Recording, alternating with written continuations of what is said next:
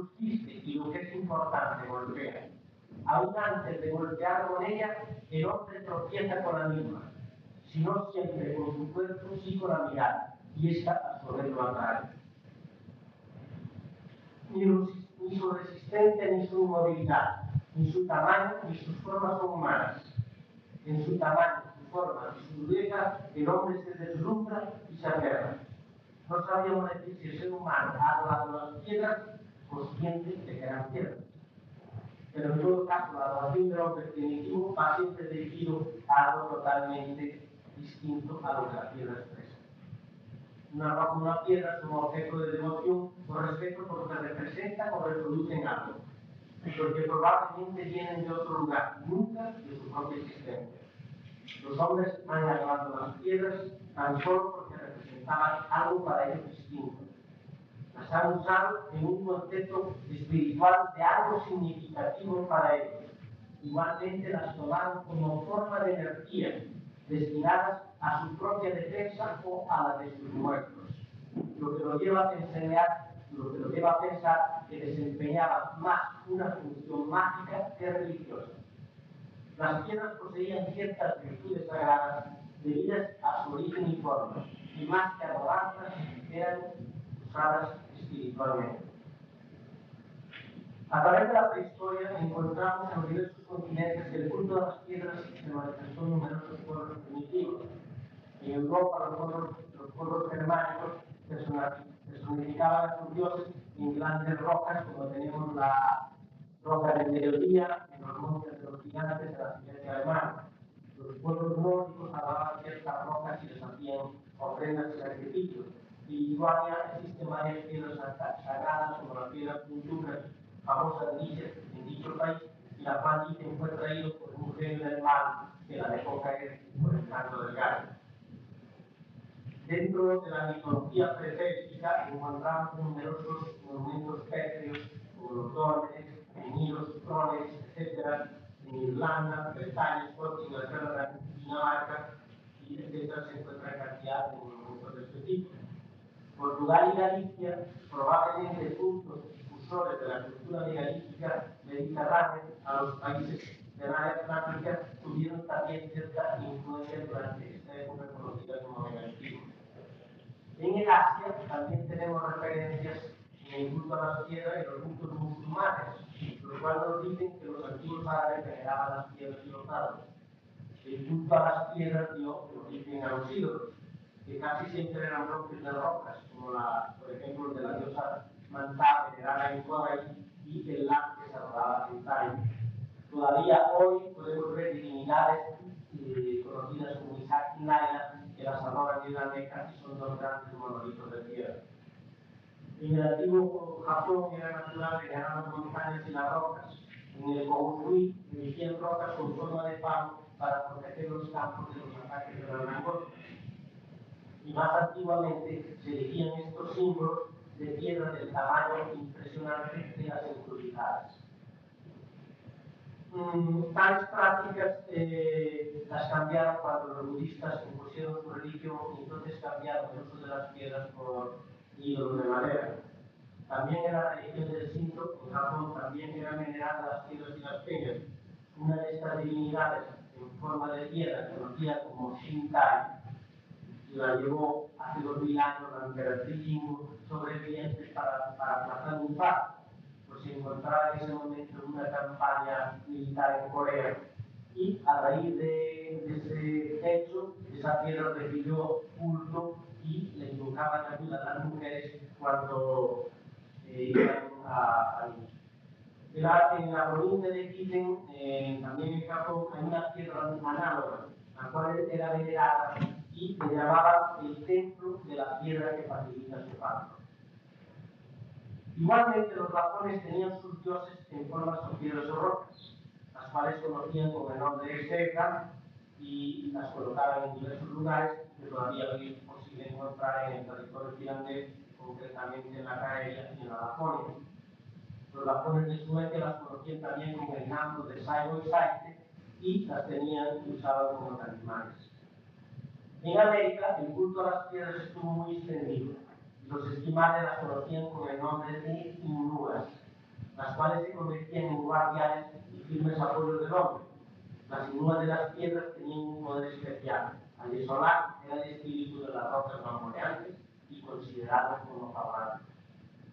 Los indios iroqueses creían que las piedras estaban habitadas por una potencia misteriosa que irradiaba fuerza hacia afuera y que lo dirigía hacia los demás seres. Ellos conocen estas piedras con el nombre de orengas. El gran pueblo tolteca de Centroamérica tenía un gran respeto a las piedras y decían que al morir los toltecas ellos se convertían en piedras. Por cierto, hay una leyenda referida a este pueblo que dice que en una gran fiesta celebrada en la ciudad de Tulán, mientras un hechicero llamado Tetaquitlopa bailaba y entonaba un canto mágico, un gran número de asistentes limitados. Parece que al pasar un puente con el peso de todos, el puente cedió, ellos cayeron al río y parece, según dice la leyenda, que se convirtieron en piedras. Entre los incas también se veneraban las piedras, las cuales les ponían hasta nombres, las tenían como espíritus protectores y las cuales denominaban guardias. Los callaros de Borneo, ya en el Pacífico, veneraban las rocas, las cuales creían venidas del cielo. A los aborígenes de Tocata, en las Islas Célebes, el hombre parece que había sido creado a través de una piedra esculpida. En Formosa había la leyenda de que decían que los hombres habían nacido de una roca. Según la leyenda de las Islas Sociedad, también en el Pacífico, los hombres en un principio serían bolas de piedra, que más tarde les crecían brazos de piedras. De las tribus de Cuerna, también en el Pacífico, para la creación del hombre se empleó la piedra y para la mujer la madera de boj.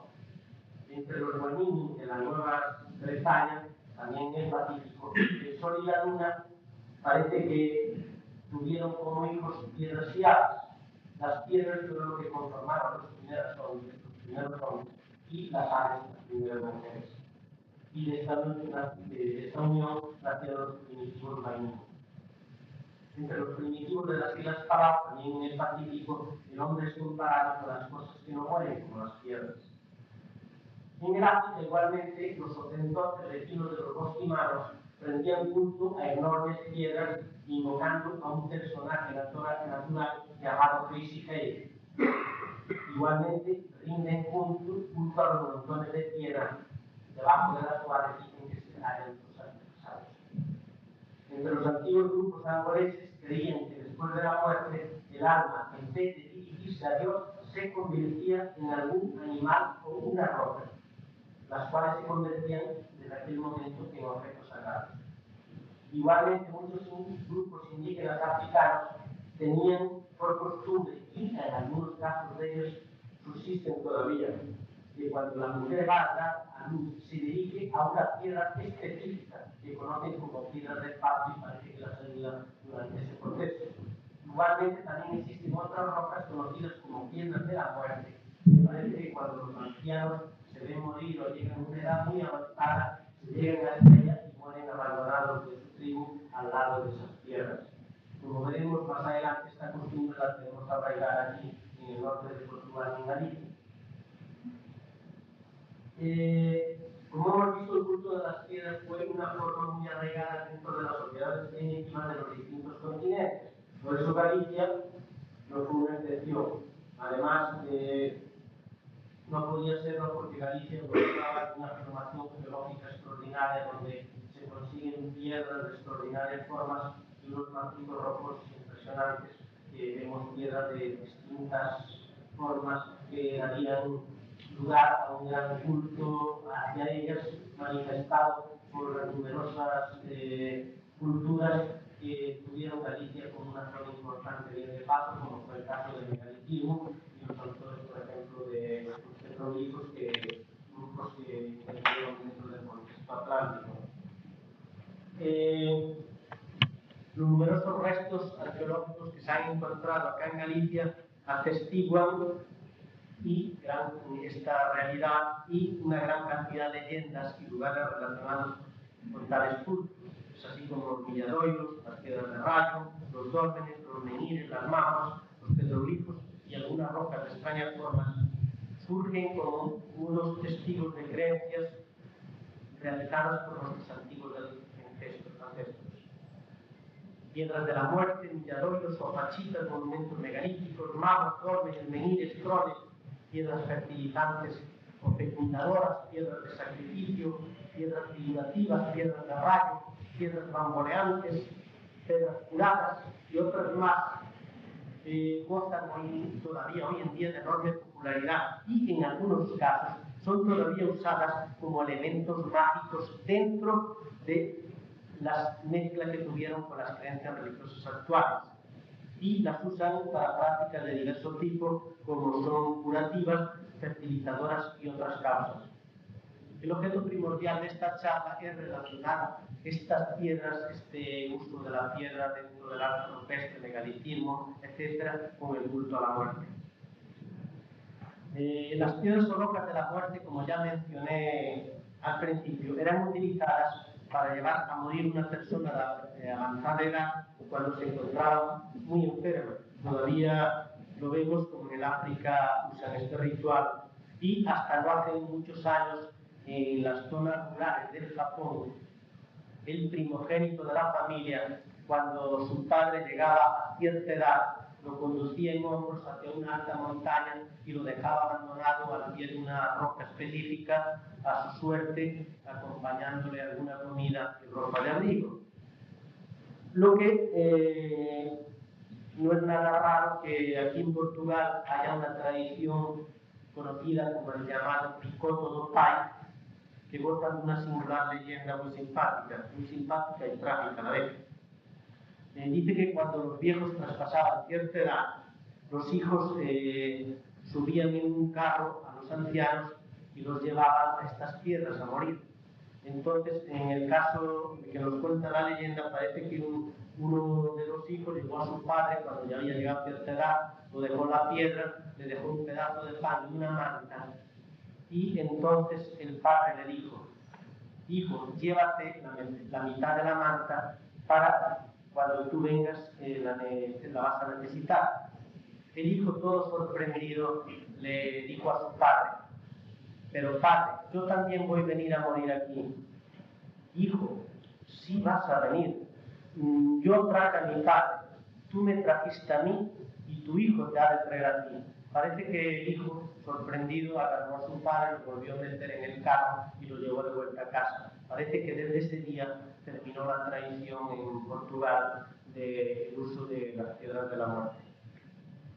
Esas costumbres también las tenemos aquí arraigadas en Galicia, porque cuando el eminente investigador Louta Reino recopila en el partido de Van de Orense, hay un lugar que parece que existe todavía, que le llaman Os Mociños, donde llevaban a la gente vieja a la cima del monte y los dejaban quedar allí a su suerte.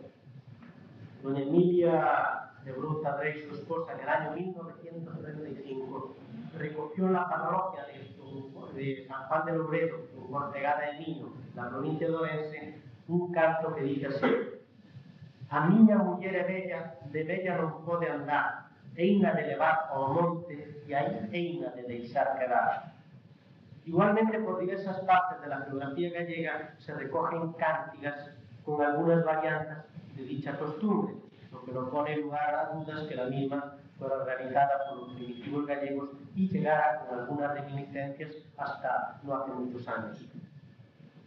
Otro de los monumentos pétreos que relacionamos con la muerte y que han tenido mucha controversia son los milladoiros o amontonamientos de piedra que todavía podemos ver en algunos lugares de Galicia, León y Zamora. Quizá los más conocidos y visitados que habrán oído muchos de ustedes son los de San Andrés del Pixido. Lamentablemente, el cristianismo cambió el contexto inicial del uso que se les daba a estas acumulaciones de piedras y en algunos casos aislados, concretamente en la provincia de Orense, se hacían milladoiros donde moría alguien en forma accidental, siendo este el fin correcto del uso primitivo que tuvieron dichos monumentos pétreos. En su forma aborigen, el milladoiro o apachita, como se le conoce con ese nombre en América, o CAE, como conocen también los anglosajones con este nombre, se realizaban en el lugar donde moría una persona en forma violenta o accidental. Todos sus amigos y familiares que pasaban por dicho lugar parece que dejaban una piedra para que el alma del pena del individuo no anduviera vagando por ahí. En varias entrevistas que hice a ancianos en diversas partes de América me han contestado lo mismo. Y los milladoiros se siguen todavía haciendo igualmente en América.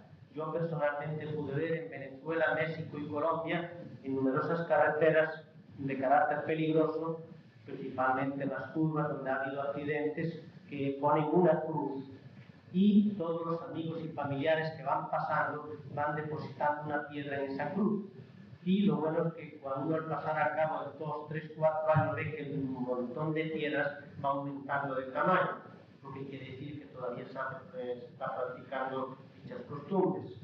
Y parece que también aquí en Galicia hay ciertas zonas de la Diana del Bollo que también cuando muere una persona en forma violenta se pone una cruz en el sitio y parece que también se deposita piedras. En la villa de Guipiriz, en la provincia de Lugo, hay una costumbre que parece que si se remueven las piedras, el día de difunto dicen que acontecen graves desgracias. En Asturias dicen que las piedras no se golpean con los pies, pues creen que son las almas de los difuntos. En algunas zonas de Pontevedra acostumbraban hasta no hace muchos años a hacer un círculo de piedras en el lugar donde moría alguien en forma accidental o en forma repentina. Y, como habíamos dicho, en Diana del Bollo también se señalaban zonas donde moría alguien con una cruz y se iban acumulando piedras. En África hemos visto también las apachitas y amontonamientos de piedras en muchos grupos. Y en América, ya lo habíamos hablado, que los incas construían las apachitas o amontonamientos de piedras, que era el lugar donde moría alguien en forma accidental y todos sus amigos y familiares iban depositando una piedra. Yo al principio había creído, cuando vi lo de las cruces y las piedras en América, creí que era una costumbre heredada de la colonia, pero cuando vi que las apachitas que construían los incas eran anteriores y eran precolombinas, me di cuenta que la costumbre no era heredada, sino que era una manifestación cultural antigua, que no sabemos por qué forma, llegó a América, llegó aquí, llegó a África, etc. También hay una moneda cretense donde aparece la figura de un caprio encima de un montón de piedras. Por lo que respecta al megalitismo, las magos, los dólmenes, menhires, prones, los alineamientos pétreos y otra gran cantidad de restos arqueológicos derivados de la piedra que hemos visto en numerosos documentales que nos han hecho inventar mil y una cábalas al respecto sobre el uso y costumbres de estos monumentos, los encontramos a través del ancho mundo, a través de los diversos continentes. Estos restos son parte, en su mayor parte, de una cultura que conocemos con el nombre de megalitismo. La mayoría de estos monumentos de piedra estaban relacionados con el culto a la muerte y fue quizás en la fecha que se construyeron los mismos cuando el hombre empezó a darle un gran carácter ceremonial a la muerte, considerándola como el suceso más importante dentro de la vida del ser humano y como tal había que capturarla con esos monumentos pétreos. ¿Por qué usaban la piedra? La piedra era un elemento usado porque, aparte de ser un elemento imperecedero y la parte material que significaba para la construcción de dichos monumentos, significaba algo más, era una especie como una interrogante más allá, y por eso consideraron la piedra como un elemento espiritual dentro de su vida póstuma y la protección hacia el difunto. Parece que fue hace como unos 5.000 años, hay bastantes dudas, porque en estas fechas cuando se inició esta época conocida como el megalitismo, aunque no se podía negar la existencia ya de monumentos pétreos en culturas aisladas en diversas partes del mundo, muchos anteriores a esta conocida época. En Europa, concretamente, tiene una influencia mediterránea que poco a poco se va extendiendo por el sur de España, donde alcanza un extraordinario desarrollo. Tal es el caso de los Millares y Antequera en Andalucía. De aquí se extiende a Portugal, después al resto de España y sucesivamente Europa. Acá en Galicia cobra gran importancia los enterramientos en mamas o inventivas de dólmenes, que son estos monumentos pétreos que se encuentran dentro de las mamas, de las que pese a devastadores saqueos, todavía tenemos algunos buenos ejemplares de estos monumentos. Igualmente, a pesar de que muchos de los menhires que desaparecieron, que también estaban relacionados con el culto a la muerte, todavía conservamos algunos de ellos. Quizás pudo ser Galicia la zona de donde partieron los constructores de megalitos hacia las islas del Atlántico europeo y, al contacto con culturas locales, desarrollaron núcleos megalíticos de gran importancia, como es el caso de las tumbas de Corredor de Neugrange en Escocia y de Gravinis en Francia, donde la monumentalidad de la piedra se conjugó con el arte rupestre, dando elementos de gran belleza artística.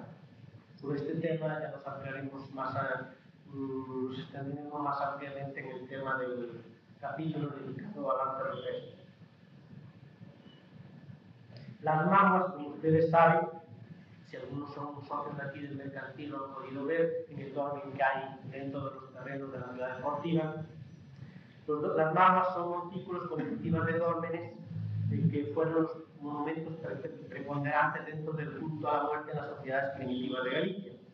Estos restos arqueológicos que se encontraron esparcidos con numerosas partes de la geografía gallega, a veces en grandes concentraciones, consistían en montículos de tierra de más o menos 2,5 metros de altura por unos 10, 15, 20 metros de diámetro, es decir, no hay una medida estándar al respecto.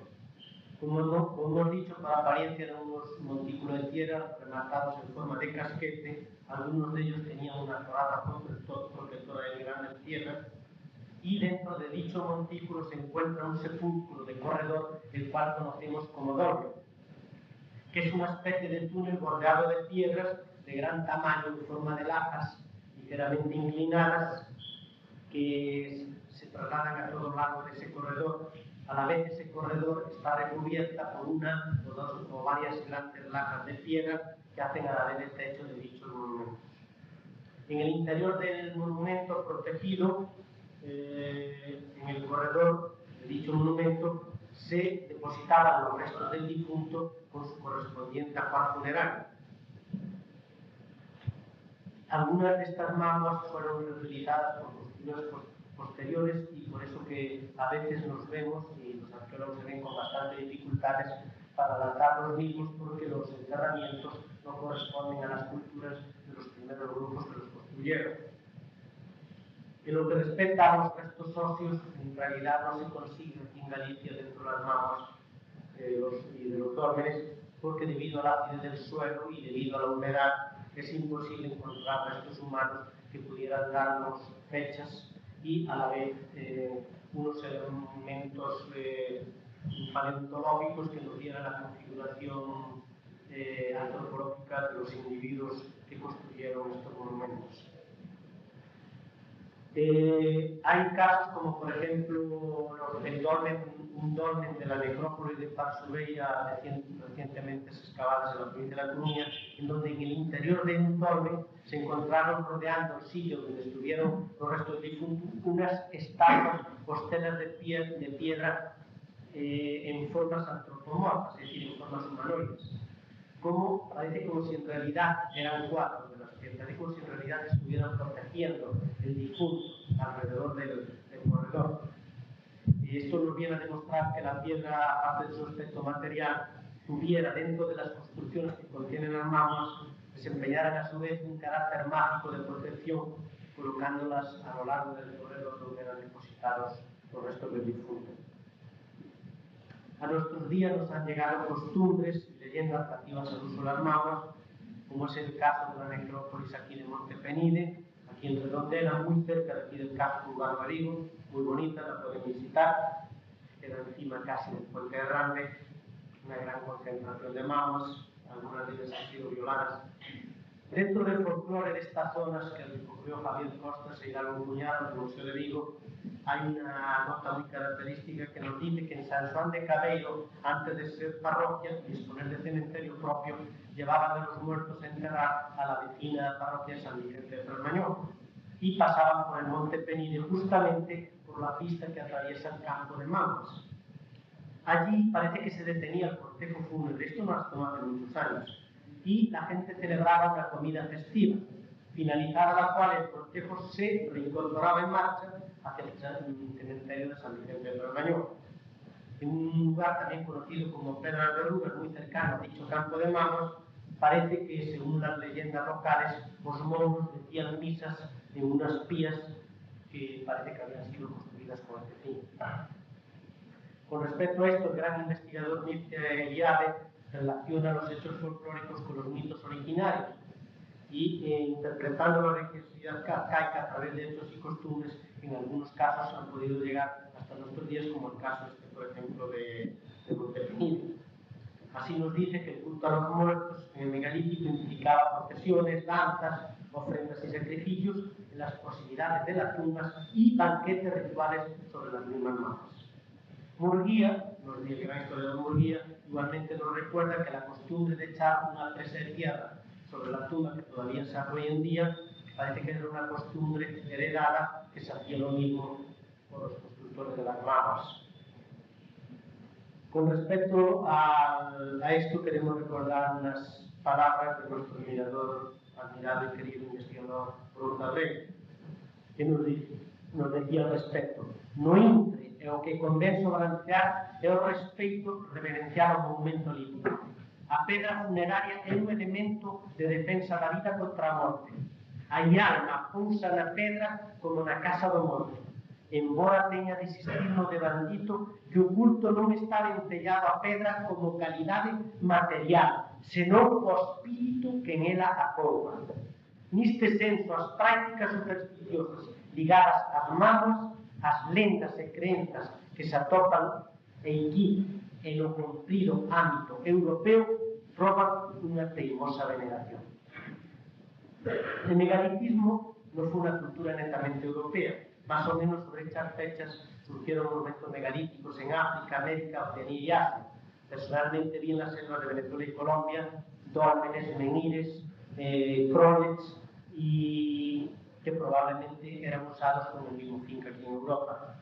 En Asia, como para dar un ejemplo, tenemos la edad del bronce en Corea, unos 4.000 años de antigüedad, en la que se caracterizó por la construcción de sistemas de enterramiento y de monumentos funerarios de dólmenes, sarcófagos de piedra, tumbas excavadas en rocas, túmulos de piedra, y parece que este periodo se remonta a la construcción de megalitos funerarios, menhires y dólmenes.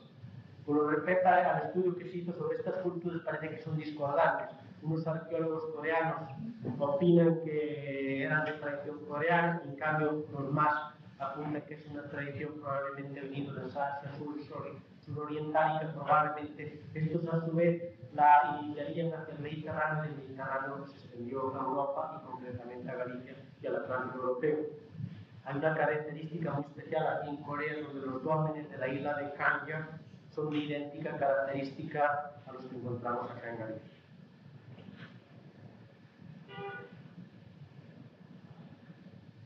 El arte rupestre, tanto las pinturas realizadas en cuevas y los petroglifos grabados al aire libre, se encuentran extendidos por todo el mundo, con unos paralelismos sorprendentes. No solo en diseños aislados, sino en grupos semi-escenográficos que nos lleva a plantearnos más una interrogante. Galicia y su entorno, el norte de Portugal, no pasó desapercibida dentro del desarrollo de estas manifestaciones culturales primitivas en lo que respecta a petroglifos. Podemos considerar a nuestro país como una de las más ricos en Europa en cantidad, variedad y diseño, constituyendo un rico muestrario que cada día se va enriqueciendo con nuevos hallazgos, como los hechos en los últimos años en Rianxa, La Coruña y aquí en Argamada, en Mondarí. Lamentablemente, la recuperación del hombre, las quemas, la contaminación y la ignorancia que yo llamaría salvajismo están condenando a desaparecer muchos petroglifos de nuestro entorno, lo vemos a diario, que junto con los monumentos megalíticos constituyeron las manifestaciones más antiguas del primitivo hombre gallego. Con respecto al significado de los petroglifos, ha sido un verdadero misterio. Nos trae de cabeza investigadores y arqueólogos surgiendo tesis por doquier que a la hora de la verdad confirman un rompecabezas de difícil solución. De lo que sí podemos estar seguros y lo comprobado es que algunas de estas manifestaciones prehistóricas estuvieron relacionadas con el culto a la muerte. Tomemos, por ejemplo, en primer lugar las combinaciones circulares, que es uno de los grabados que más abunda en nuestra región, que en el aspecto, por ejemplo, los círculos sencillos, los concéntricos, los que tienen una cruces interior, los radiados, las combinaciones circulares, los extraños laberintos, etcétera, los vemos asociados con las estelas y unas funerarias de los restos castrechos de Galicia y norte de Portugal. Igualmente, este tipo de grabadas los habíamos encontrado, como habíamos dicho, en el megalitismo irlandés y nórdico y inglés, como el caso de la isla de Malta, también en la parte mediterránea, donde la parte megalítica y el arte rupestre se conjugó para dar un significativo culto a los difuntos en esa época. Entre los grupos americanos también encontramos pinturas de este estilo, recientemente el año pasado en la expedición que hicimos acá en Vigo, en el Alto Orinoco, donde todavía hay grupos indígenas que entierran a sus muertos en lugares en las montañas y también en los hipogeos precolombinos de tierra adentro en Colombia, donde aparecen numerosas pinturas rupestres circulares asociadas con enterramientos que se hacían en esos sitios. Y en algunos casos asociados con figuras serpentiformes que veremos más adelante porque el investigador Carlos García Martínez cree acertado en relacionar aquí en Galicia los círculos y las espirales y otros signos semejantes con ritos funerarios relacionados con la mitología del Sol y la Luna. Igualmente, el conocido investigador Emanuel Agatti, en su obra Arte Rupestre del noroeste de la península ibérica, nos hace hincapié al respecto. Por mi parte, creo que muchos de estos grabados circulares, una teoría muy personal, pudieran estar relacionados con la vida y la muerte. En algunos casos serían piedras de parto y en otras piedras de la muerte, siguiendo cierta orientación de las mismas según fueran hacia el este o el oeste. Todavía para muchos grupos indígenas el naciente simboliza la vida y el poniente la muerte. Los anteriores, igualmente fue usado por los romanos en sus estelas funerarias y es igualmente un símbolo funerario en muchas partes del mundo. Acá en Galicia lo encontramos asociado con otros petroglifos como Nitebra, Bayona, Santa Tecla, Totobale, Coruxo, Castro Calderas, así como numerosos restos castrechos y romanos. El conocido filólogo gallego Eligio Rivas me comentaba una vez que en el sánscrito la palabra esvástica quiere decir algo así como una especie de despedida que todos decimos a un amigo cuando va a un viaje lejos, ignorado y sin probable retorno. Igualmente este grabado llegó a ser un amuleto contra los malos espíritus y era puesto en las paredes de las casas castrechas, lo que confirma su uso mágico. Actualmente todavía encontramos el diseño de la esvástica en algunos hórreos y casas de los Ancares y en algunas viviendas del País Vasco. Como habíamos dicho, igualmente también las serpientes que encontramos grabadas en las piedras que protegen los dólmenes, algunas de ellas pintadas, así como en algunas rocas al aire libre, eran símbolo de la inmortalidad dentro de los fuegos protocélicos.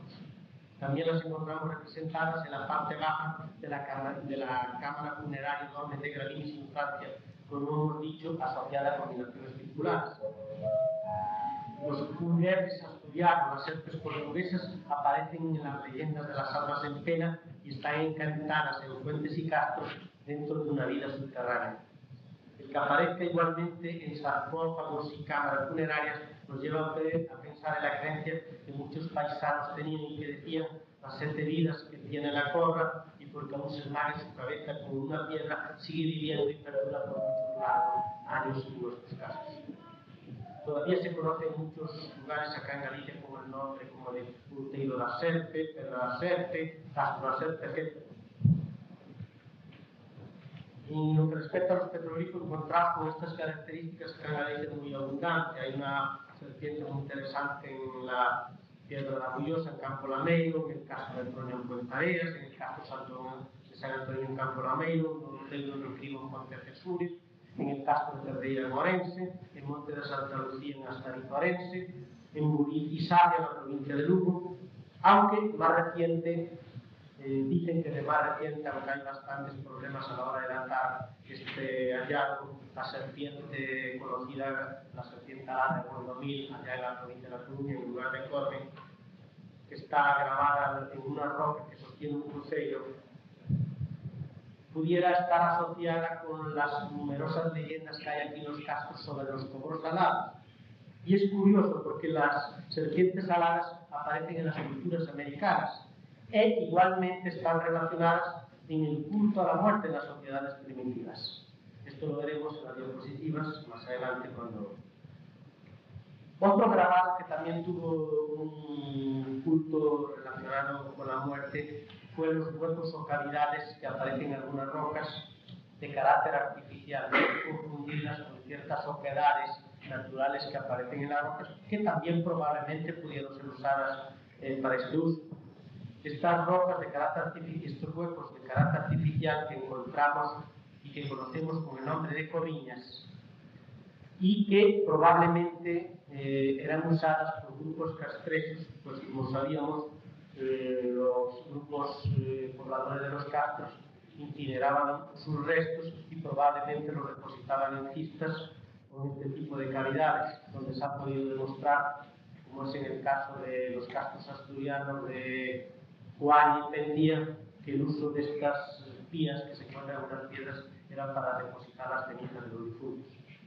Aquí en Galicia, en el castro de Meirás, se encontró una roca con una serie de pequeños huecos que tenían cenizas. En el castro del Tecla se han hallado piedras con pies con estas características. Y en Ortigueira, en la provincia de La Coruña, se encontraron pequeñas pistas con ollas de barro que contenían ceniza. Se ubican igualmente en Galicia sarcófagos de forma humana grabadas en rocas al aire libre en Pombeiro, Los Teares y en el Monasterio de las Rocas en Orense. Personalmente encontré en las selvas de Venezuela una cista en una roca con signos de haber quemado algo dentro, y por cierto que esta roca estaba al pie de unos enormes petroglifos circulares.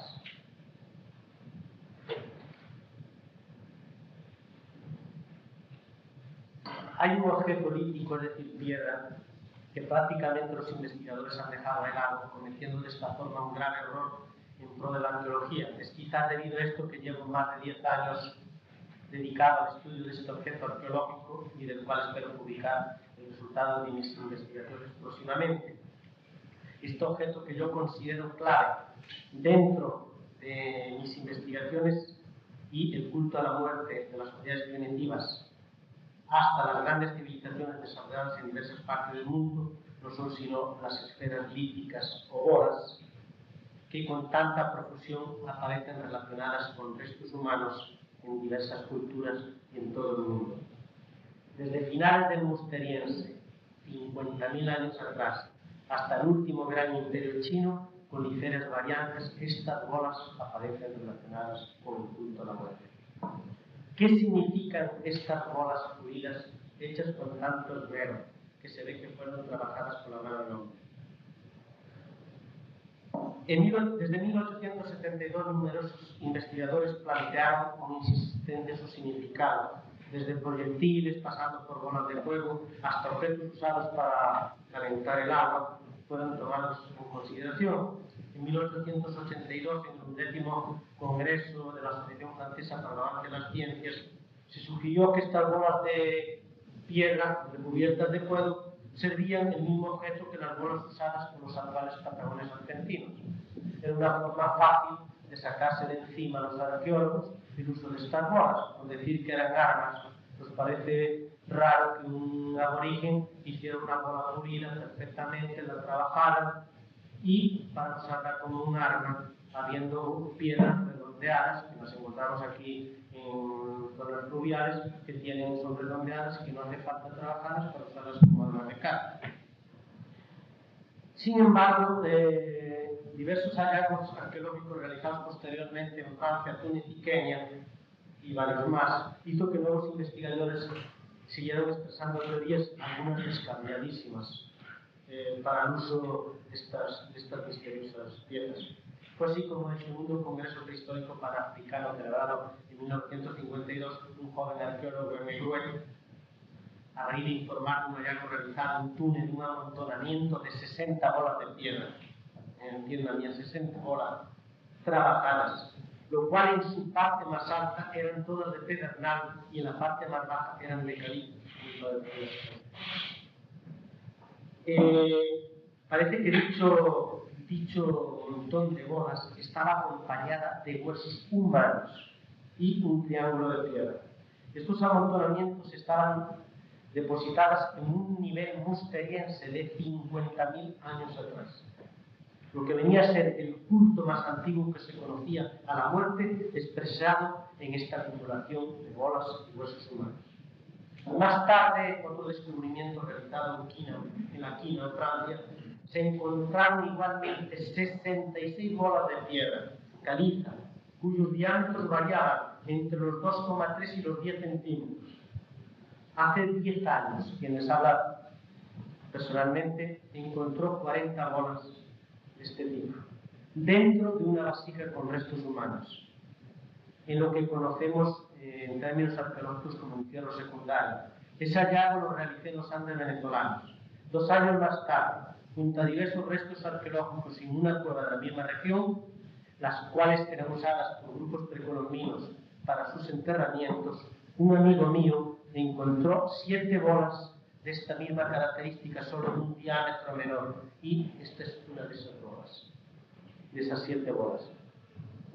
Miren, está más o menos 2,5 centímetros de diámetro y todas eran exactamente iguales que las 40 que yo hallé. Y las 40 que yo hallé las calibré y todas medían exactamente 4 centímetros de diámetro exactas. Quiere decir que quien las hizo con una perfección absoluta y en un número de 40. Desde ese día del hallazgo de estas bolas ha sido para mí una obsesión y me he propuesto dar con el significado de las mismas, descartar cómo estaba el uso de armas y el uso de otro tipo de fuego, pues en aparecían relacionadas con restos humanos. Fue ahí como mis investigaciones no pararon ahí, y hace 7 años tuve la oportunidad de viajar a Cuba a un congreso arqueológico y en una conversación con el prestigioso paleontólogo cubano, doctor Rivero de la Calle, surgió el tema de las dichosas bolas. Fue cuando el prestigioso sabio cubano me informó, para mi sorpresa, que habían encontrado gran cantidad de bolas líticas asociadas con enterramientos dentro de la cultura siboney de la perla antillana. Fue así como me facilitó algún material al respecto del cual extrajo algunos ejemplos, porque enumerarlos todos sería cuestión de horas, pero he decidido enumerar varios, porque si yo enumero un solo ejemplo, todos los arqueólogos van a decir que son objetos aislados, que por casualidad aparecen y que no tienen ninguna relación. Aquí voy a relacionar varios casos de Cuba en que aparecen estas dichosas bolas relacionadas con... En 1932 fueron encontradas en Camagüey restos óseos humanos en compañía de varias bolas de piedra y por sus características pertenecían a la cultura timonesa. En 1941 el doctor René Herrera y 2 colegas más encontraron en una cueva de la bahía de Caguanes un interesante entierro colectivo de 13 niños en edades que oscilaban de 1 a 10 años. Con cada esqueleto aparecía una bola lítica, es decir, 13 bolas con 13 esqueletos. El estilo era de la cultura timonesa. En 1942, también en Camagüey, se encontraron 2 esqueletos humanos. Los mismos estaban acompañados de 2 bolas de piedra, cada una al lado del cráneo de ambos individuos, todo característico de la cultura timonesa. En una mama o montículo excavado en Camagüey en 1957, se sumaron los restos de un aborigen. Entre las ofrendas funerarias se encontraba una bola de piedra al lado de su cráneo.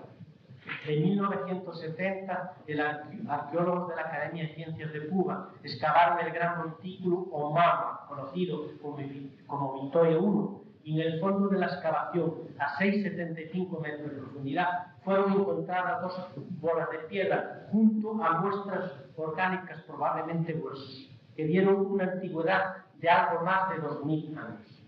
En la excavación realizada en 1958 en la provincia de Santis Espíritus se sumaron unos restos óseos muy destruidos de 5 individuos. Estaban enterrados unos cerca de otros. Dichos restos lo acompañaban 5 bolas líticas, entre ellos 2 bolas de cuarzo pequeñas, que estaban asociadas con 2 esqueletos de niños de 2 a 5 años de edad. Y uno de los cuerpos que estaba en distinta postura y apartado del grupo de 4, tenía una bola doficalcita o serpentinita noble, de color verdoso, que es una piedra medio semipreciosa, lo que podía indicarnos que el individuo tuviera cierta jerarquía y la bola sería para distinguir la categoría del mismo. Se hizo un estudio sobre respecto a las bolas líticas asociadas con las prácticas funerarias encontradas en Cuba, y se encontraron que de los 45 casos estudiados dentro de la cultura siboney estaban relacionados con la práctica funeraria en el uso de las bolas líticas el 71% de los individuos, lo que demuestra que no eran casos aislados, que era una práctica común dentro de la cultura siboney.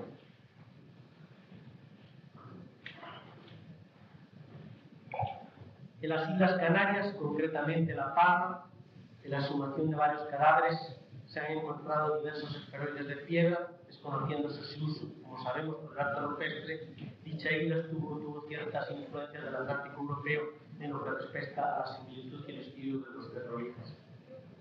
Entre los objetos usados por los indios talamancas de Centroamérica estaban las piedras sagradas, que eran blancas y redondas, cargadas de fuerza mágica que representaban el poder divino. Según los mitos vigentes de dicho pueblo, es decir, vigentes, en relación con estas piedras redondas y blancas, tenemos el mito de la araña, la cual está vinculada al corpus y que está muy extendido por América. Lo hemos visto igualmente entre los tarascas. En relación con estas piedras redondas y blancas, tenemos el mito de la araña, la cual está vinculada al corpus y que está muy extendido por América. Lo hemos visto igualmente entre los tarascas y los mayas y pueblos del sureste de Norteamérica. Según nos dice el investigador Doris Stone, las piedras antiguas que se encuentran en las tumbas son inútiles ahora porque las gentes de antes tenían otros sacerdotes. Asimismo, los mayas, que usan piedras esféricas y blancas como los talamancas, consideran que estas piedras cosmocológicas pierden su valor si no son usadas por el sacerdote que las encontró. En la región de Diques, en Costa Rica, se caracteriza por sus gigantescas esferas monolíticas. Ustedes habrán podido ver últimamente en algunas revistas esotéricas que las relacionaban con ciertas líneas que nos dirigían hacia la isla de Pascua. Con las esferas monolíticas de Siques está demostrado arqueológicamente que eran marcadores de tumbas. En México y en Panamá se han encontrado también esferas monolíticas de 30 a 50 centímetros de diámetro relacionadas con enterramientos. Entonces es inútil andar inventando cábalas diciendo que eran culturas que podían estar relacionadas con extraterrestres, etcétera, etcétera. Igualmente se han encontrado otros tipos de objetos de enterramiento dentro de las culturas formativas de los grupos del sureste norteamericano, como Ohio, Tennessee, y son enormes, siempre relacionadas con montículos y mamas. Quizás uno de los momentos que más me impresionó cuando hice una visita hace 8 años a conocer la cultura maya, México y Centroamérica, fue a la ciudad de Palenque, a conocer esa famosa tumba del famoso, que lo conocen vulgarmente como el astronauta, que no sé qué, que dicen que es un astronauta que está despegando, bueno, etcétera, comentarios aparte. Me dedicaré a la parte arqueológica del tema. Al visitar dicha tumba, bajé al templo de las inscripciones, la depositado, me impresionó mucho, y todavía hoy se me edita la piel en recuerdo de aquella visita. Y A raíz desa visita a dicha tumba me trasladé a casa dunha amiga arqueóloga mexicana que vive moi cerca de Palenque e que es íntima amiga de Emilio Cruz, que fue el que descubrió la tumba de Palenque y que cambió el contexto que se tenía con respecto a las pirámides en América, porque se creía que las pirámides en América eran templos, cuando en realidad se ha demostrado con Palenque que las pirámides en América parece que cuando se excaven no tendremos más al respecto, más noticias, que eran monumentos dedicados a enterramientos. Me acabo de informar esta mañana a Santiago, que hace unos días salió en la prensa regional una noticia que una pirámide maya excavada recientemente, parece que en México, ha aportado también restos de óseos que demuestran que eran lugares de enterramiento. Como les iba diciendo, Olga, la amiga Olga, me regaló un libro de Emilio Cruz, el autor del descubrimiento, y cuando sería en mi regreso a España que estaba ojeando dicho libro y me encontré que el famoso vulgarmente conocido astronauta de Palenque, los restos tenían una bola de jade en la boca. Leyendo dicho libro pude transcribir lo que dice Emilio Cruz, hoy es una autoridad en la arqueología en México muy reconocida.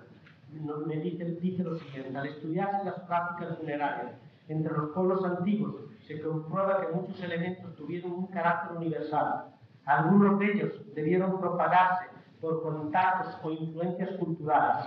La colocación de una bola de jade en la boca del difunto, y que era práctica corriente en Mesoamérica, tuvo su equivalencia en el Viejo Mundo, dando a entender que el alma del individuo pasase a la bola y ésta pudiera trasladarse al reino de los muertos. Dado que en dicha tumba hay una especie de conducto que sale al exterior y que en forma mágica parece que dicha bola salía por ese conducto, ya que ese conducto existe, hoy en día está construido en mampostería y llega a la cámara sepulcral en forma vertical y a la vez sale hacia la primera parte de dicha pirámide. Esto nos recuerda varios enterramientos hallados muy cerca de Palenque, en Chiapa del Puerto concretamente, donde se han encontrado varios esqueletos, algunos de ellos en los cráneos con platos perforados con un hueco, y que parece ser que, según las respuestas que nos dan algunos arqueólogos mexicanos, que parece que dicho hueco era para que saliera el alma, no era para la protección de la cabeza del individuo, sino que era para que dicho hueco saliera para el orificio como salida del alma, y cuya función parece que sería parecida al psicoducto que está construido en la famosa tumba de Palenque. En la provincia de Orense pude ver hace 2 años una vasija de barro que está en el monasterio de Milagro, que me la mostró el conocido investigador Víctor Rivas, donde también aparece un hueco que probablemente pudiera, la olla de barro era toda una funeraria conocida como el Cerro Secundario, también tenía un hueco. Y no es raro, por ejemplo, que aquí en Galicia vemos los sarcófagos del siglo V al siglo X, que todos tienen un hueco en su parte baja. No sé si han ido al museo y ven que la mayoría de esos sarcófagos tienen un hueco. La explicación más tonta que le han dado algunos arqueólogos es, según me decía Santiago esta mañana, que es un arqueólogo, que es que dicho hueco era para que el agua saliera, es decir, para que el difunto no se mojara. ¿Qué explicación tan estúpida? Igualmente, ese tipo de sarcófagos los hemos encontrado en nuestra parte del mundo, con dicho hueco. Yo propongo más esta teoría por un orificio, porque lo hemos visto en otras culturas, lo tenemos elaborado, que fuera una especie de psicoducto, como lo es en la cultura maya, en otras culturas, para la salida del alma del individuo que está depositado ahí. Tenemos unas curiosas costumbres funerarias dentro de los cogis. Los cogis son los elementos indígenas que todavía viven en la Sierra Nevada de Colombia y que son descendientes de los míticos tailoras. Estos, cuando entierran un cadáver, atan el mismo con una cuerda que se prolonga hacia afuera de la tumba y que luego cubren de piedra, representando una especie de cordón umbilical, lo cual establece una conexión entre el muerto y el mundo exterior. Y otro detalle interesante es que colocan un monolito delante de la tumba. Por cierto que sus antepasados, los taironas, construían grandes ciudades en las laderas de la Sierra de Nevada, de Colombia, que son muy parecidas a los castellos. Personalmente los he visto. Estos alcanzaron un alto grado de desarrollo cultural. Colocaban menhires en sus tumbas, grababan petroglifos de surco profundo, tenían esteras monolíticas y piedras contentivas de pías o cazoletas, lo que constituían sus altares. Trabajaban el oro y tenían culto a la serpiente bicéfala. Igualmente construían plataformas con grandes bloques de piedra. Tanto su desarrollo como su desaparición fue un verdadero misterio para los arqueólogos, porque cuando la conquista y la llegada de los españoles, esta cultura ya había desaparecido como tal, y los cogis, que son los actuales descendientes de los taironas, apenas tienen ciertas costumbres heredadas, pero todavía actualmente tienen una cultura todavía muy arcaica, es decir, muy poco desarrollada. Quería hacer aquí también hincapié en una corta narración que nos hace el misionero José Jumilla en su libro Historia Natural de las Naciones Situadas a las riberas del río Orinoco. Es una publicación de cátedra que fue hecha en el siglo XVII. Y nos dice así: la nación otomaca, que es el abstrato, esto está escrito en el libro, que es el abstrato y la quinta esencia de la misma barbaridad, barbarísimos entre todos los bárbaros, y una piedra formada de tres, una sobre otra, que levantan una como capitel sobre un picacho llamado Barracuán, dicen y afirman que aquella es su primera abuela, y que otro peñasco recto, que sirve de rebajo a otro picacho distante 2 leguas, fue su primera abuela.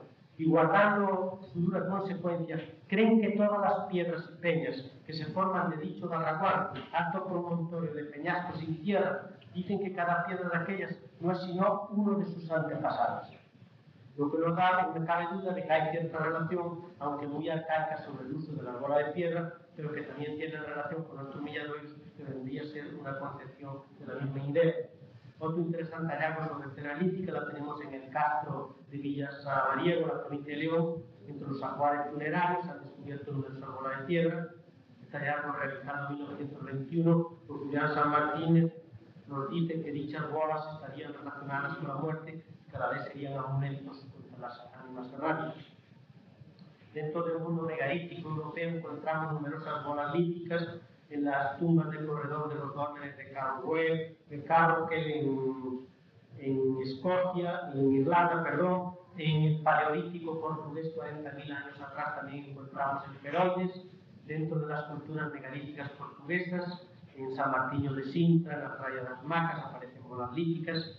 Y los constructores, parece que algunos grupos de constructores de dólmenes en Portugal acostumbraban a hacer sus enterramientos de los miembros de una comunidad en una cámara común, donde eran depositados los cadáveres junto a unas piedras votivas que, según ellos, les favorecían su existencia futura.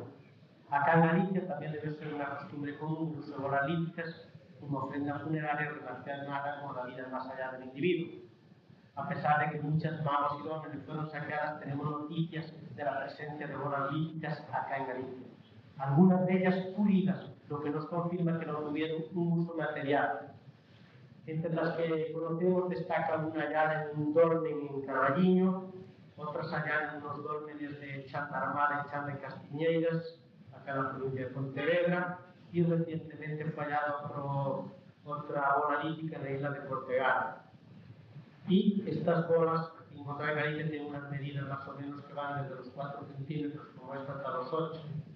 Igualmente, estas bolas las encontramos relacionadas con otras piedras de idéntica factura dentro de las culturas megalíticas, como es en Navarra, País Vasco, Cataluña, etc. Lo que demuestra que no fue una costumbre bastante común y que probablemente estuvo relacionado también con otros lugares de los distintos continentes. Ahora quería mostrarle unas diapositivas, que es el compendio más o menos, como dice el dicho, vale más una imagen que 1000 palabras, y ahí podemos ver algunos aspectos característicos de esta acá en Galicia, un sitio privilegiado por su formación geológica. Esto es la zona del Pindo, en La Coruña. Estas son rocas que pueden aparecer en cualquier parte de Galicia, que pueden tener significado y servir como culto a ciertas situaciones de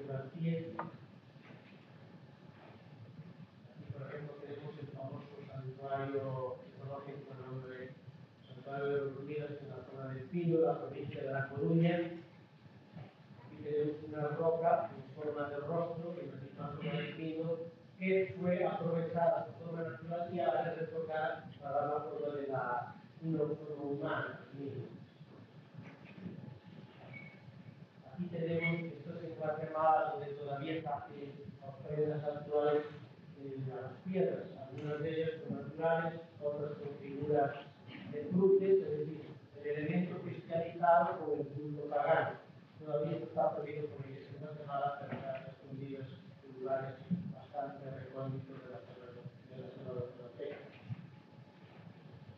Estos son los milladoiros ya habíamos dicho que era una tradición bastante arraigada dentro del mundo, del mundo, de América, de Europa, concretamente acá en Galicia, que es el Teixido, un lugar bastante interesante en lo que respecta a estos monumentos pétreos, que son piedras acumuladas a lo largo de siglos. El uso inicial era que habíamos hablado sobre el culto a la muerte, después fue perdiendo ya ese arraigo, fue el carácter religioso quedando en otro profundismo. Esta es una cruz puesta en una carretera de Venezuela, donde se pueden ver en la parte superior piedras que se van acumulando y que son ofrendas que hacen sus amigos y familiares en el culto de las veces que se van visitando. Dentro de las flores y el culto religioso aparece también el culto prehistórico. Este es también otro lugar del cultural en Accidente, es de reciente. Eso fue reciente, también en Venezuela también hay algunas piedras que empiezan a poner dándonos. Podemos creer que muchos de los museos en Galicia podrían haber sido construidos donde eran Villadoiros. ¿Por qué? Porque el Villadoiro estaba situado en cruces de caminos, es decir, se construyeron cruces de caminos porque era probablemente el lugar donde una persona podía sufrir el asalto de un bandolero que podía morir en ese ataque. Entonces, en ese lugar, en un cruce de caminos, era donde se levantaba un mirador y después, con el tiempo, al llegar el cristianismo, usaron ya como elemento. Esto fue, he querido mostrar como curiosidad porque esta lo dije el año pasado en la provincia de Orense, en un lugar llamado Areca. No pude encontrar respuestas porque no encontré paisanos alrededor de visitar. No sé si sería una regada o sería los dos pastores que hicieron esta curiosidad de esta costumbre de miradero, de mirador, ciertos puntos sobre la roca. Estos son el culto comercial de los meniles, pero esto fue un elemento europeo. Este es un menil que se encontró en Venezuela, como veis, en círculos, elementos que aparecen en el megalitismo europeo. Esta es una alineación megalítica en Australia, también relacionadas con cultos a la muerte. Esta es otra alineación megalítica hallada en la zona de Grado de Valencia, en Venezuela, asociada con petroglitos. Este es una montículos o mamos que se encuentran en municipio de Venezuela, se encuentran en numerosas partes de América, se llama las culturas de los mundos, los montículos. Y este es un dolmen encontrado también en la selva del Orinoco, del territorio de la Amazonas de Venezuela. Este es el famoso Stonehenge en Inglaterra, que se le ha dado. Es decir, Stonehenge fue una construcción hecha en varias etapas, pero parece ser que la etapa inicial del Stonehenge no fue un observatorio como sea, es decir, las etapas posteriores, pero la primera etapa fue un culto funerario. Eso está comprobado científicamente. Alrededor de Stonehenge se han encontrado de los primeros monumentos de Galicia que se encontraron en tumbas. Este es el famoso orden al lado de las famosas alineaciones megalíticas de Karnak. Este es un menhir, probablemente es un menhir que está aquí en Camposancos, en la ciudad de Tecla, en la provincia de Paraguay.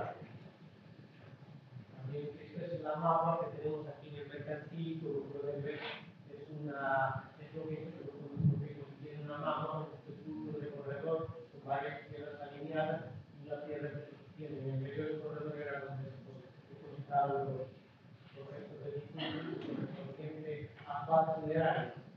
Esto es una mapa en su carácter original, está llena de monte, la puede ver ahí al fondo, ahí puede darle efectos, y era una especie de montículo de tierra en cuyo interior encontramos lo que se llama la mapa, esto es el monte Penilla, que es muy cerca de Vigo, esto es el interior de una mapa. Cuando luego se empieza ya a entrar en los elementos culturales, se empiezan a hacer pinturas en las cavernas y a grabar petroglifos y grabados en este caso, por ejemplo, de la tumba del corredor de Logrange en Escocia, que se encuentra tanto el aspecto de la tumba del corredor como el elemento grabado. Algunas de ellas, como las pirámides, se encuentran grabadas profundamente. Estos son los regalitos que hemos desenterrado en Venezuela, que formaban parte de un cloro, como se puede ver este tipo de grabado.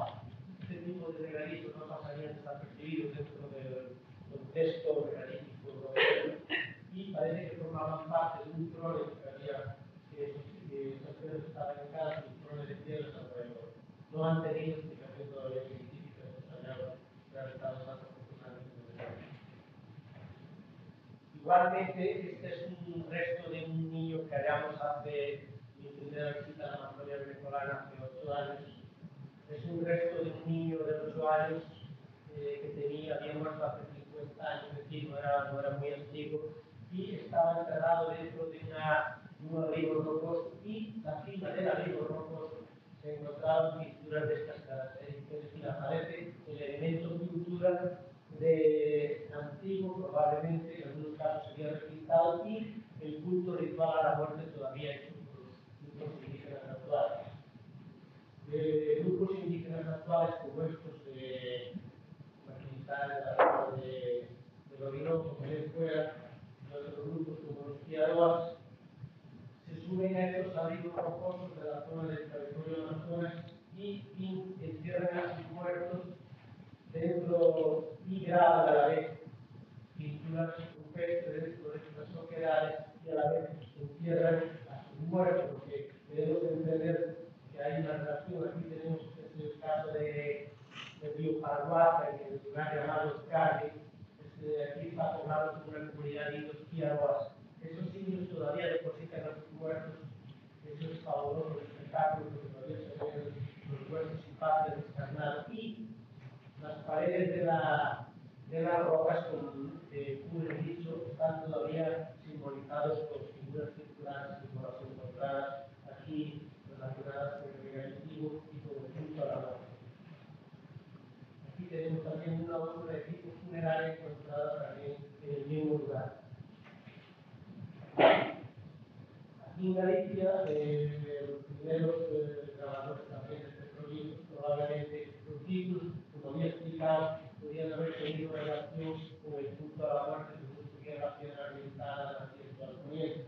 Estos son unos petrolíferos hallados hasta apenas unos meses en Granada. Es una de las combinaciones más preciosas del arte rupestre, motivos culturales que se han encontrado acá en Galicia. Esta es una piedra conocida como la piedra del sol, hallada en el castro de Terrey, en Orense. Este castro es famoso por el culto de leyendas que hay sobre los salados y sobre una tumba megalítica, de tipo megalítico, que veremos más adelante. Aquí vemos también en los abrigos donde hay depositados restos indígenas. Actualmente aparecen también en las serpientes, como era la de una serpiente. Y aquí es en una de las visitas que hice a la Amazonas, también a la zona de Amazonas, donde aparecemos midiendo una serpiente de 52 metros de larga, grabada en la roca. Allí poblada, y no se ve que hay un poblado de Figueroa, ahí también, estos son unas figuras serpentiformes de la zona del Perú. También muy cerca de estos serpentiformes hay unos monumentos religiosos. Aquí vemos también otros serpentiformes en la zona del lado de Venezuela, donde vimos los monumentos megalíticos anteriores, es decir, que hay una especie de concepción y de paralelismo entre serpiente, aquí no se lograba una madera de una montaña, y aquí aparece una especie de figura en la parte alta que vemos con una triangular. Es una serpiente de 25 metros de alta. Esa serpiente la mencionó, el que primero la menciona es el viajero San Facón en 1800 y algo. Y de ese libro que escribió San Facón se inspiró Julio Verne a escribir El soberbio Orinoco. Julio Verne, en El soberbio Orinoco, sin haber salido de Europa, menciona este grabado, esa serpiente de 25 metros, que en la parte de su cabeza roja de volver bien aparece con alas. Es una especie de serpiente emplumada que, como habíamos dicho, la relacionamos con las culturas aquí los ojos y otras culturas que la vemos hablar. Esta es una zona de aquí Lorense, en el término de Real, hasta ahí. Hay un sitio conocido como Monte Santa Lucía, que también tiene una tradición muy antigua, y hay un avión que probablemente para mí es un lugar claramente. Y en la cima descubrimos, después de haber subido con una jornada, que parece que lo haya subido, dos serpentiformes de 1,5 metros de largo.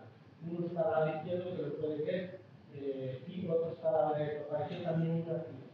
Está en la parte alta de ese abrigo que acabamos de ver. Abajo se ve el río Niño, está situado en la parte alta.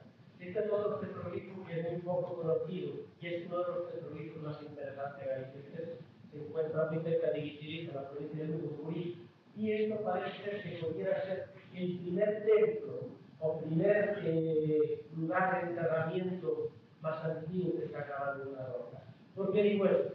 Digo esto porque aquí vemos el grabado, aparece una figura serpentiforme al lado de lo que pudiera ser el probable lugar de enterramiento, una especie de templo prehistórico gallego. Es decir, es el único grabado de Galicia que nos muestra lo que pudiera ser una vivienda prehistórica gallega, o un templo o un lugar de enterramiento. Esta es la famosa pedra luminosa que no se puede ver ahí, un serpentiforme que tiene formas caras, tiene más o menos 5 o 10 centímetros, 8 o 10 centímetros de ancho, tiene escamas, que es muy interesante. Esta es otra serpiente del Castro, también de Cerdeira, donde hay las leyendas de los palados. Aquí tenemos una serpiente relacionada con un tipo interesante de Tecla, relacionadas con los castros. Igualmente tenemos la serpiente de Gondomil, en el famoso crucero del lugar de Gondomil, y aquí lo veremos con más detalle, veremos que tiene unas alas, es decir, es una serpiente alada y que confirma la teoría. Y aquí, esto ya saltamos, pegamos un salto tremendo, y aquí vemos el famoso templo de los este es el templo de los sacrificios de la ciudad maya de Chichén Itzá, en el Yucatán mexicano. Aquí puede verse en primer plano lo que es la figura del Chacmol. El Chacmol era una especie de mesa de sacrificios donde se hacían verdaderos sacrificios humanos y se les disipaba el corazón a la persona que iba a la vida. Y pueden ver que al fondo hay una serpiente fumada. Y al lado derecho y al lado izquierdo hay otra columna, es decir, que la serpiente estaba relacionada con la muerte. Aquí vemos un dibujo hipotético sacado por un cronista de la época, de más o menos lo que era el proceso de sacrificio de la cultura. Aquí tenemos la serpiente también, la serpiente fumada en el mismo Chichén Itzá, pero este es en la torre conocida como el castillo. Este monumento preside el llamado juego de pelota de la cultura maya. Y el juego de pelota se realizaba con un fin determinado y el perdedor era sacrificado. Por eso tenemos normal que las serpientes presidiendo el juego de pelota tuvieran una relación bastante interesante con lo que respecta al culto a la muerte. Ya que estábamos en la misma zona, quizás en Italia, que no matizamos sobre este templo. Este templo es conocido en Chichén Itzá como el templo de los guerreros o de las 1000 columnas. En realidad no son 1000 columnas, como pueden ver ya realidad no llegan, son 382, me parece. Esas columnas, los arqueólogos no han podido demostrar que uso tenían, pero uso de tipo material en el aspecto arquitectónico no parece que lo tuvieran. Y aquí nos recordamos del culto a la columna que fue característico de la cultura cretense. Y es un elemento muy importante que daría un motivo no está, y otra, la puse aquí como curiosidad para ver elementos o paralelismo dentro de las culturas europeas y americanas. Aquí podemos ver la cultura maya, y más los tenores, estos enfocados en culturas. No había explicado que hace unos 8.000 años ha demostrado que grupos asiáticos, concretamente China, llegaron al mismo centroamericano y puede ser que las influencias que hubo dentro de la cultura maya, porque para mí no fue un surgimiento aislado de esa cultura, probablemente tuvo influencias asiáticas, y ahí tenemos esta famosa figura que ha dado lugar a numerosas especulaciones, concretamente la de Dante, la que no estoy de acuerdo sobre si las dos figuras de la derecha son trompas de elefante, que el elefante y se ha demostrado que son lobos, incluso a las áreas de funcionalidad. En Copán también hemos relacionado con la muerte nativa de muchas figuras canadienses que aparecen también en numerosas partes de la cultura maya. Aquí vemos las básicas, que es otro grabado, aquí no es característico de la cultura maya. Estas básicas están grabadas en el claro de Perú. Bueno, lo que sí sabemos es que las básicas aquí están un esquema característico de la cultura y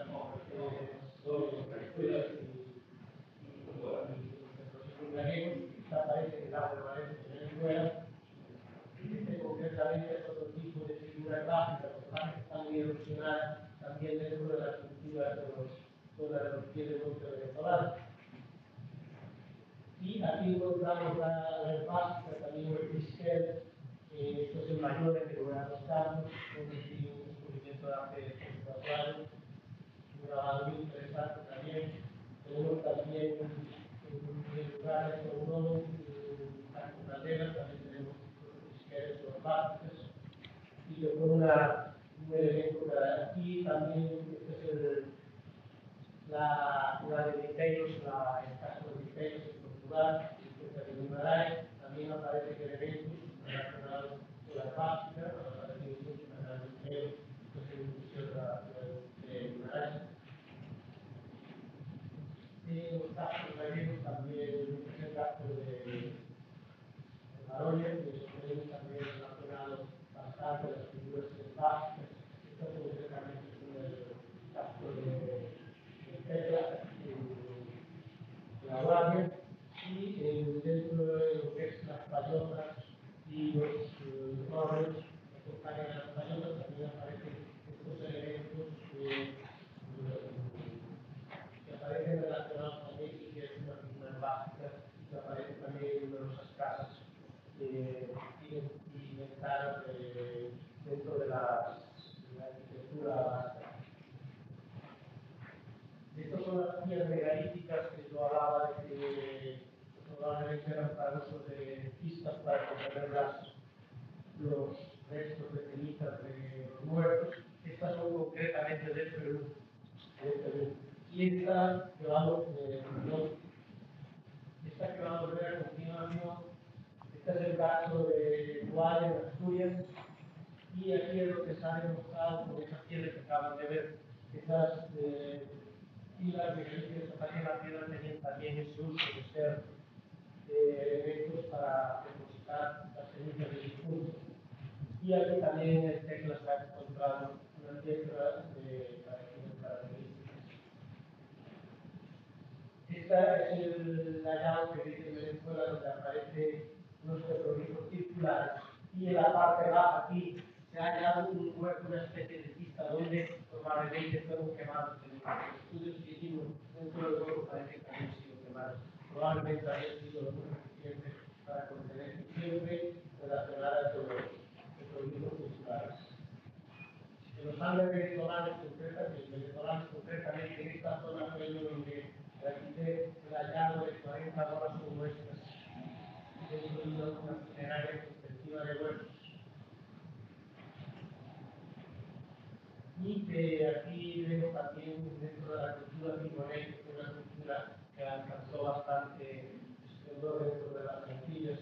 No se sabe muy bien, pero se dice que fueron grupos arahuacos provenientes de Sudamérica. Ha dado así un misterio el estudio de estos grupos culturales de las Antillas. Esto es también donde por mencionar que se han encontrado numerosos enterramientos de bolas de este tipo asociadas con los cráneos. Aquí aparecen dos bolas, una de ellas muy erosionada, otra dividida. Estas pertenecen al yacimiento de un montón de bolas talladas en la quina, Francia. Y estas son las famosas bolas costeras monolíticas de Costa Rica, que se ha especulado tanto por ellas. Pues al lado de esas bolas aparecen enterramientos. No son más que señalamientos de enterramientos. Este es una sorpresa porque es un ajuar funerario, una bola encontrada en un ajuar de un dignatario egipcio. Es una bola que da muy extraña de la cultura egipcia. Y aquí tenemos una especie de frase que se ha traducido y que parece que es un mensaje, pero más allá de una esfera lírica encogida de hueco y la serpiente. Esto está en un panel del templo de Karnak en Egipto. Aquí tenemos otras 4 bolas del estilo que yo les mostré que pertenecen a un dolmen del sitio de las Cortes de Navarra, conocido como, y de la cultura conocida como Hierro Puro. Y este es el sitio de la cueva de Belmato, donde fueron hallados en la isla de La Palma, donde fueron exhumados varios cadáveres y que aparecieron varios supervivientes de tierra. Al lado de este abrigo encontramos figuras serpentiformes, una piedra con figuras serpentiformes, lo que viene todavía a la teoría y la relación serpiente, bolas y huevos. Y este es el mito de la araña, que es una pintura rupestre de Estados Unidos, donde aparece la araña, y como vemos aparecen 3 esvásticas. Es curiosísimo que estas pinturas relacionadas con el probable tipo de la araña y las aves y todo. Es muy curioso. Este es otro grabado también, que parece que es una araña también en la zona de Raúl Valencia, donde vimos los informes y los elementos de ahí. Este es la ciudad de Palenque, donde está ya la famosa tumba. Ahí está el templo de las inscripciones de la izquierda, y de aquí lo vamos a ver con más detalle.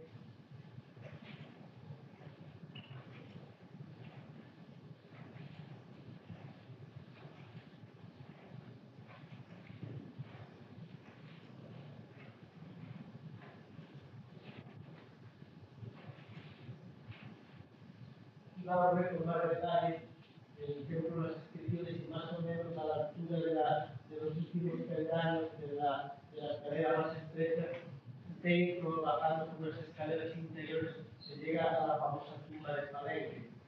Y dentro de la tumba,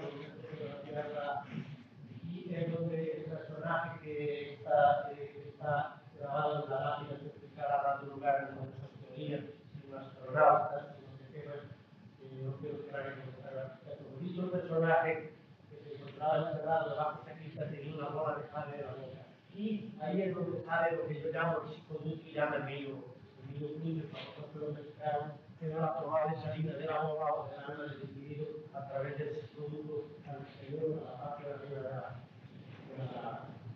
del pecho. Estos son 3 sarcófagos de aquí del Museo de Cartuneros de Vigo, que aparecen con su hueco, y aquí aparece una toma más de cerca donde vemos el hueco, probable elemento para la salida del agua del individuo enterrado y no para lo que dicen los arqueólogos prácticos, para la salida del agua en caso de que se inundara el sarcófago y pudiera montarse el bebé. es un libro de la rata. Estos son especies de casos de la reina, que también aparece una especie de una general, una especie de semicristina, se conoce entre los paisanos como el baño de la obra. Y aquí tenemos el caso de Sandra Tecla y la variación de que hacer un comentario y dejarlo un interrogante como para mencionar. ¿Crees que estas bolas, digamos, estas piedras de canto rodal naturales, no son trabajadas, que fueron recolectadas en zonas fluviales y llevadas al Tecla, han aparecido por cantidades y se encuentran depositadas en los depósitos de Tecla? Estas tipo de piedras en forma casi circulares de carácter natural no se les ha tomado importancia que están depositadas ahí. Surge un interrogante, no sé si sería un bola de fuego o si estaría relacionado todo con lo que ya discurso. Ya para terminar, quería dar a conocer un mito de la isla de Indonesia que sucedió todo lo que acabo de decir. Parece que cuando Dios creó a los hombres en Indonesia, una leyenda muy popular en ese país de Oriente, parece que la primera pareja quiso mandar unos dones de regalo y Dios, el primero que les dio fue una piedra atada a una cuerda. Cuando la pareja vio la piedra, la rechazó y se enfadaron. Al cabo de un tiempo Dios volvió a mandar a otro segundo que le mandó un plátano atado a la cuerda. Le mandó el plátano, la pareja vio el plátano, lo vio tal y se lo comieron y quedaron contentos. Entonces oyeron unas palabras, probablemente la de Dios, que le decía: viviréis como la vida de este fruto que acabáis de escoger. Si hubierais escogido la piedra, seríais como ella, eterna. Nada más.